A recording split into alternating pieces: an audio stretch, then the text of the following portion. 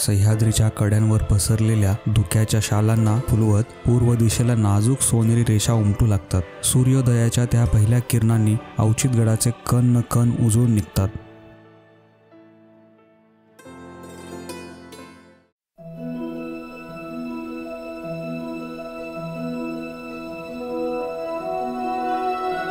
कोकणात कुंडलिका नदीच्या तीरावर रोहा गावाच्या आजूबाजूला पसरलेल्या डोंगर रांगांमध्ये गर्द रानाने वेढलेला गड म्हणजे अवचितगड. महाराष्ट्रातील मोजक्या पण श्रीमंत गडांमध्ये या गडाची गणना होते. रोहापासून 5 किलोमीटर अंतरावर असलेल्या या गडाची उंची तळापासून 1000 फूट आहे. सर्व बाजूंनी तटांनी आणि बुरुजांनी वेढलेला असल्याने हा गड संरक्षणाच्या दृष्टीने महत्त्वाचा होता. अहमदनगरच्या निजामशहाकडे असलेला हा गड छत्रपती शिवाजी महाराजांनी स्वराज्यात सामील करून घेतला. मजबूत पुनर्बांधणी करून घेतली.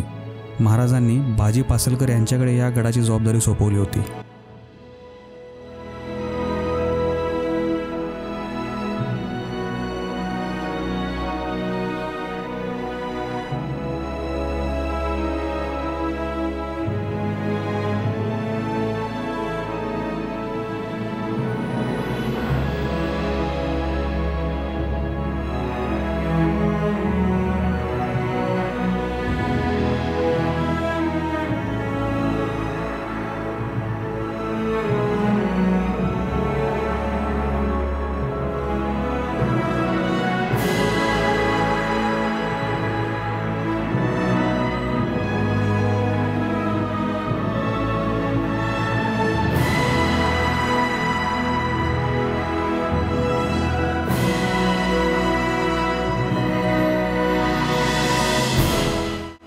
या किल्ल्याच्या एका बुरुजावर एक शिलालेख आहे. या शिलालेखात शके 1718 सालचा उल्लेख आहे.